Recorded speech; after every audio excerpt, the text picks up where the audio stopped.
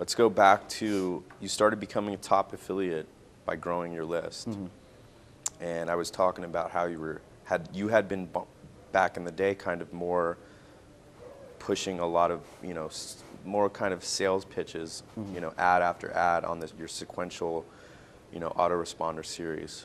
But then, I mean, at what point did you, and I know you know this now, that you realized that building a relationship with your community or your members really probably increased your conversion rates? I mean, what made you realize that?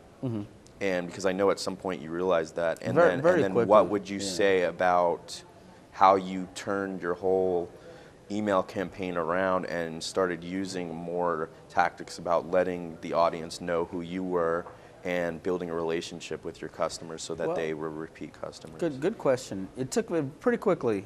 I found out that based on feedback I was getting from my members, that I was basically, not building a relationship, emailing a little bit too frequently, sometimes twice a day, because sometimes it was automated and then I would send a real one on top of that.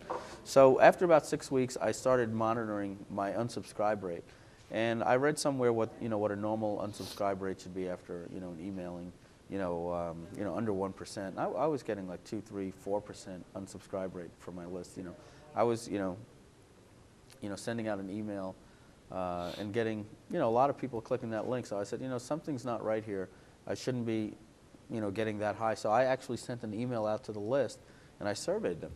And they gave me feedback back about what they wanted in balance in content and offers. And it's interesting, a lot of people, most people love the offers.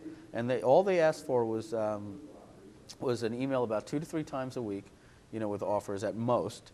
And even today, it's still difficult to do that because I have so many JV partners.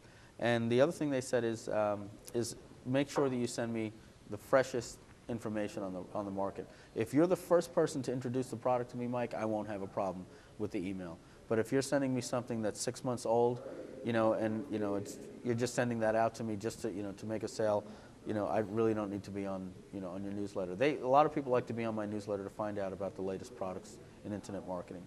And the other thing they wanted was content.